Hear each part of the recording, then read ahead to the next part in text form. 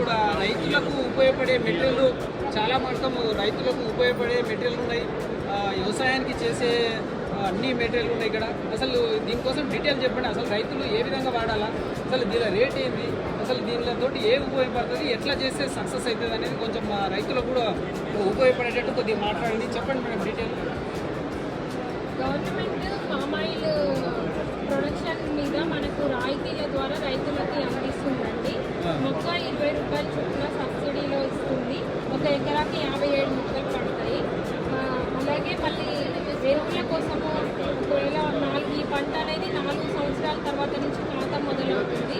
ఆ 4 సంవత్సరాలు కూడా అంతర్ పంటలు వేయడం ద్వారా రైతులు నష్టపోకూడదని అంతర్ పంటలు మరియు ఎరువుల కోసం కూడా రాయితీ రూపంలో 4,200 రూపాయల సబ్సిడీ కూడా ప్రతి సంవత్సరం ఇస్తుంది 4 సంవత్సరాల వరకు. ఇంకా డ్రిప్ మీద కూడా ఎస్సీ ఎస్టీ ఫార్మర్స్కి 100%, సన్నకారు చిన్నకారు రైతులకు 90%, ఇతరులకు ఓసీ వాళ్ళకు 80% వరకు సబ్సిడీ ద్వారా ఇస్తుంది. ఎవరికైనా ఉపాధి హామీ పథకంలో జాబ్ కార్డు ఉంటే 5 ఎకరాల లోపు వాళ్ళ ఐకాన్ తోటను పెంచితే వాళ్ళకు ఈ ఫిట్టింగ్ చేయడము, అంటే గుంతలు తవ్వడానికి, మొక్కలు వేసుకోవడానికి, గుంతలు తవ్వుకోవడానికి మరియు వీడింగ్ అండ్ కలుపు తీయడానికి వాటన్నిటి కూడా ఉపాధి హామీ పథకం లబ్ధిదారులకు కూడా రాయితీలు అనేది ఇస్తుంది. అయితే ఈ పంట ఏంటంటే ఆయిల్ పామ్ను ఒక ఎకరాకి 57 మొక్కలు పడుతున్నాయి. ఈ ట్రయాంగిల్ షేప్లో ఇస్తారు, 9x9x9 మీటర్ల దూరంలో. ఒకవేళ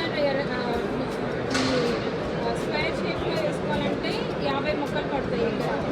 ఇది దీంట్లో ఏంటంటే మెయింటెనెన్స్ అనేది మనం ఇతర పంటలను చూసినప్పుడు చాలా తక్కువ ఉంటుంది. రైతులకు మళ్ళీ అధిక లాభాన్ని ఇచ్చే పంట అనమాట ఇది.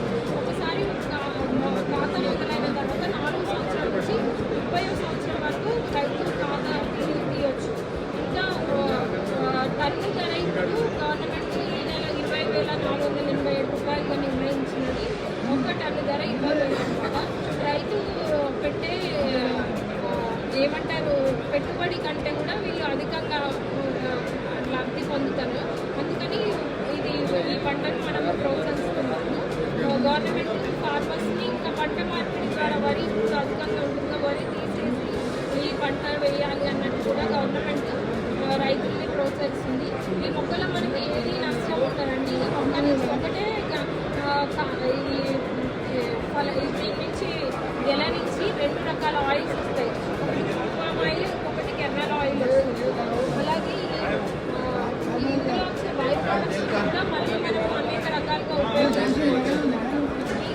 నర్సరీలో ఏదైతే పుడక ఉంటుందో దాని నుంచి కెర్నల్ ఆయిల్ వస్తుంది.